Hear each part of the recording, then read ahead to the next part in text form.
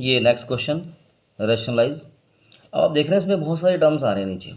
आपके पास अभी तक क्या था, या तो एक टर्म आती है नीचे या दो आ जाती हैं। यहाँ पर 1 2 3 4 5 टर्म्स आ रही हैं। अब इन 5 को आपको 2 में कन्वर्ट करना पड़ेगा। एक में होते एक में करो, वरना तो कम से कम 2 में तो करना ही पड़ेगा आपको। 15 अपॉन √10। अगर आप √10 को ब्रेक करते हैं तो 2 × 5 आता है। थोड़ा सा साइड में इधर समझते रहेंगे। √10 को आप लिखेंगे 2 × 5, तो किसी भी नंबर का पेयर नहीं बनता, मतलब ये ब्रेक हो नहीं सकता। आप √10 को √10 छोड़ दीजिए। √20 को आप करेंगे तो 2 × 2 × 5 हो जाएगा, तो पेयर बनता है 2 का। जिसका पेयर बनेगा उसको रूट से बाहर लिखेंगे हम 2, और 5 का पेयर नहीं बनता है तो ये आपका आ जाएगा √5। 40 को करिए आप ब्रेक। 2 2 ज़ा 4, 2 ज़ा 8, 5 ज़ा 40। पेयर सिर्फ इन दो नंबर का बन रहा है, 1 2 बस। तो ये 2 आ जाएगा बाहर, और बाकी आपका 2 और 5 इनका पेयर नहीं बनता, तो ये रूट के अंदर रहेंगे। तो मल्टीप्लाई करके इसको 10 लिख दीजिए आप, माइनस √5 80। 80 को आप करिए।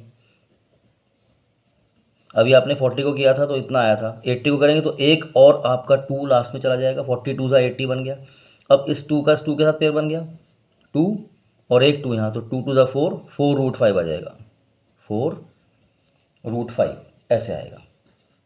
ठीक है, इनको ब्रेक कर लो। क्लास 9 के स्टूडेंट्स को इतना काम आना चाहिए करना। 2 √5। अब देखिए ये 2√5 है और ये -4√5 है, तो आपके पास माइनस का 2√5 रह गया। ये 2√10 है और ये √10 है, तो कितना बचा 3 √10। तो आपके पास में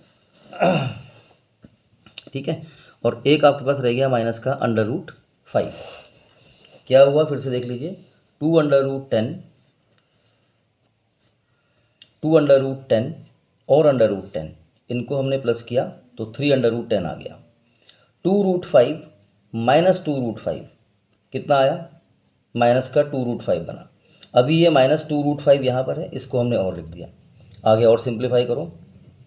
15 3 √10 -2 और माइनस यहाँ पर 1 माना जाएगा, तो -2 -1 -3, मतलब कि 2x और x 3x हो गया।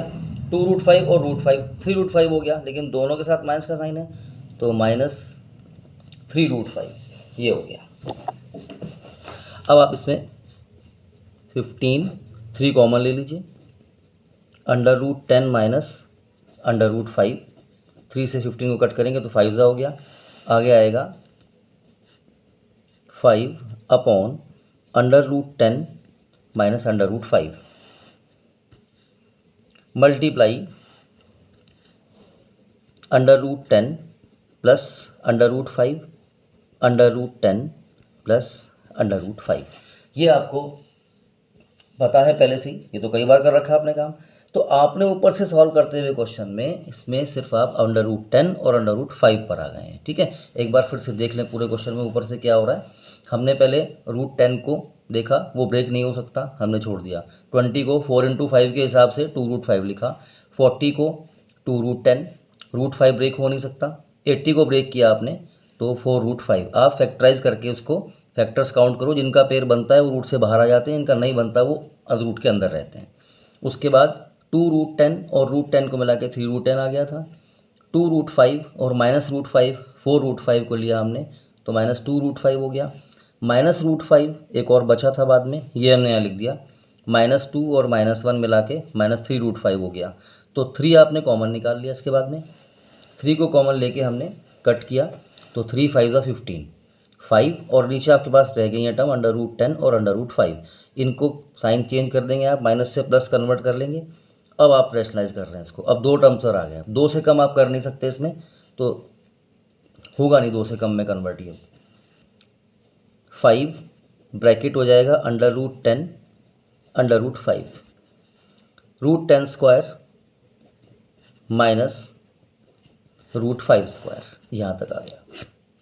अब न्यूमरेटर आपका है 5 √10 प्लस √5, अपॉन रूट 10 का स्क्वायर करेंगे आप, ये अंडर रूट 10 का स्क्वायर 10 होगा, अंडर रूट 5 का स्क्वायर होगा 5, तो नीचे आ जाएगा 10 minus 5, 5 under root 10 under root 5 upon 5, 5 से 5 कैंसिल हो जाएगा, under root 10 plus under root 5 ये बचता है। अब आपको इस क्वेश्चन में स्टार्टिंग में ये ना वैल्यूज़ भी देते हैं एग्ज़ाम में, ये अंडर रूट 10 की वैल्यू आपको क्वेश्चन में उन्होंने दी होगी, मैं यहाँ पर लिख देता हूँ लास्ट में, अंडर रूट 10 की एक वैल्यू देंगे आपको क्वेश्चन में, तो वो होती है 3.162 ऐसे, प्लस अंडर रूट 5 की वैल्यू होती है 2.236, ये अंडर रूट 2 की वैल्यू अंडर रूट 5 की। तो एग्ज़ाम में ये क्वेश्चन आएगा तो आपको ये पूरा सॉल्व करना है यहाँ तक, उसके बाद आप वैल्यू रखेंगे। ऐसा ना कर दें आप कि कभी आप सबसे पहले स्टेप में यहीं सबसे ऊपर इन वैल्यूज़ को डाल दें, ये सॉल्व नहीं होगा फिर क्वेश्चन। पहले रैशनलाइज करना है, उसके बाद आपको रूट 10 के प्लेस पर रूट 10 की वैल्यू, 5 के प्लेस पर 5 की वैल्यू, और उसके बाद आपको ये क्वेश्चन सॉल्व करना है। ठीक है, अब आप इनको प्लस कर लेंगे, प्लस करके आपका आंसर आ जाएगा 5.398, ये है। तो यहाँ तक आपको सॉल्व करना है क्वेश्चन को।